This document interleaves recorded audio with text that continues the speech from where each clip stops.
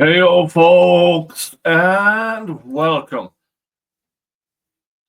The motion to preserve specific evidence from Richard Adams' defense. Now, you all might remember that when they asked for all evidence to be preserved, Judge Gull denied it because it wasn't specific.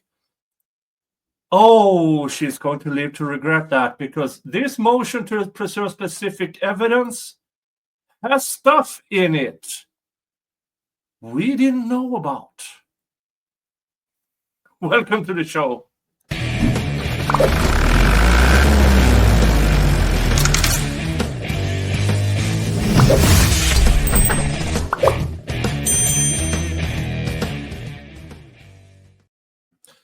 All right, let's get right into it. State of Indiana, County of Carroll, Plaintiff, State of Indiana, Mr. Adam, defendant, Honorable, well, that's highly questionable, Francis C. Gull, special judge. Motion to preserve specific evidence. Comes now, Richard Allen, by and through counsel, and move this court order, the state of Indiana, including the prosecutor's office and all law enforcement agencies, labs, or state, federal, and local bureaucracies that possess any of the following evidence to preserve said evidence and not destroy or lose said evidence. That's shade, because if there's anything this case have taught us, it is that the investigators and the prosecution will lose evidence. And when I say lose evidence, in my opinion, they destroy evidence because they don't like it, because it speaks against what they want to say. Said request is made for the reason that said evidence may be used at any future trials, should this case ever be retried, or may be used by future post-conviction lawyers in the event that the matter is not overturned by appeal. Richard Allen's attorneys request the following specific evidence to be preserved. 1.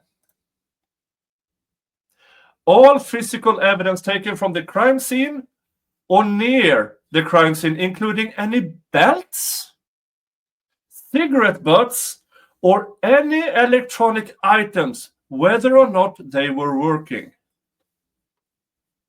Folks, is this the first time you heard of extra belts? Is this the first time you heard of cigarette butts?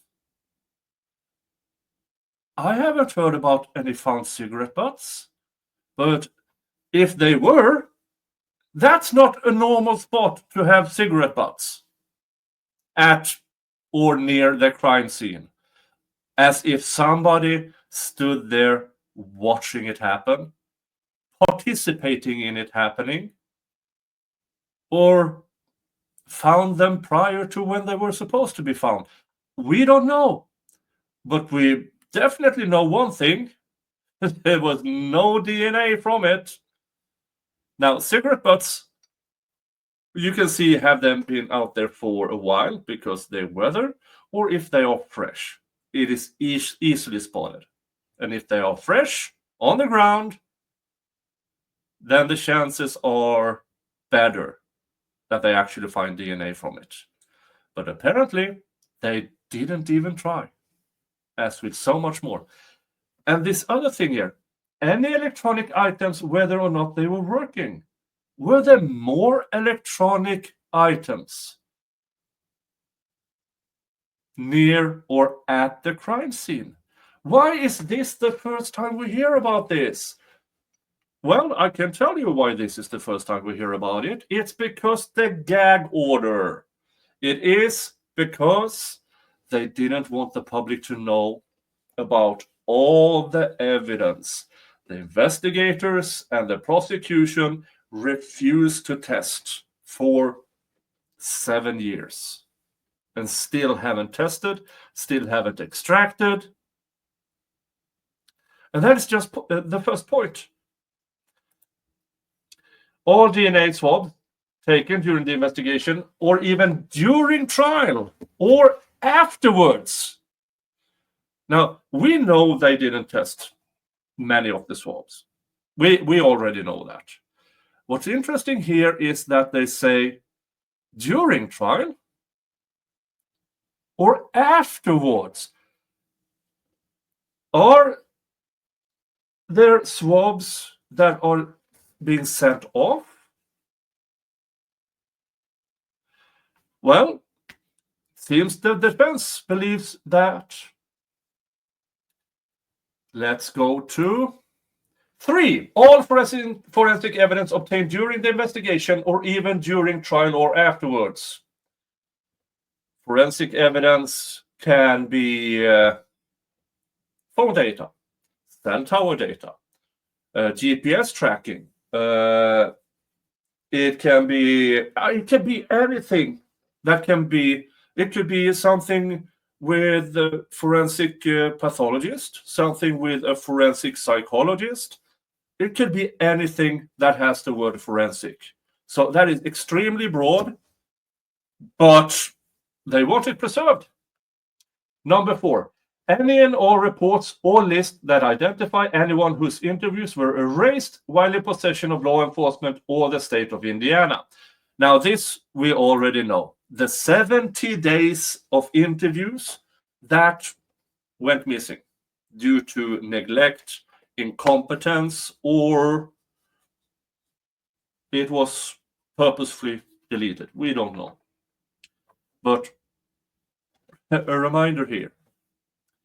Up until trial, up until that police officer's testimony, the defense were under the impression, because they were told this, that they didn't even keep a list of the witnesses that was interviewed these first 70 days. On the stand, this absolute TWAT says, of course I have a list. What are you talking about? Then actively denying the defense the possibility to re-interview these witnesses. Now that list needs to be handed over to the appellate attorneys. It needs to be handed over. It should have been handed over the moment Richard Allen's attorneys asked for discovery. That moment. But we know this already. The investigators lied, the prosecution lied, and Judge Gull helped them lie to the defense. And then number 5 here, all evidence identified on the state of Indiana's exhibit list or that may be exculpatory in nature. Also specific and broad. The items identified in 1 through 5 are not intended as an exhaustive list of items that the defense is requesting this court to order preserved, but rather are a few of the specific items that the defense is requesting following this court's previous denial of the defense request to preserve evidence for lacking specificity. The state of Indiana has a continuing obligation to preserve any evidence that may be exculpatory in nature. Wherefore, Richard Allen requests this court to order the state of Indiana to preserve the evidence as detailed herein. But the shock for me is this. Point 1. All physical evidence taken from the crime scene or near the crime scene, including any belts. Meaning, what other belts? Cigarette butts. Why were there cigarette butts in that area? Fresh or not fresh? I assume fresh ones. Indicating more than one perpetrator, in my opinion, or any electronic items, whether or not they were working. The only electronic item we know about is the phone. Here, we clearly see that the defense, without disclosing anything, their claim is that there are more electronic items. near or at the crime scene. So, yeah, what do you reckon of this very interesting list? And again, the Judge Gull, McLeland, Holman, the floodgates are open. You cannot hold this back anymore. We will find out. We will find out. Not looking good for you. You might as well come clean. You might as well come clean. Holman, Gull, McLeland, confess to what you did. And Mr. Jingles is doing his own only cat's impression. Yeah. Yeah, that was an interesting end to this video. Thank you all for listening in. Until the next stream or video, have a good one. Bye-bye.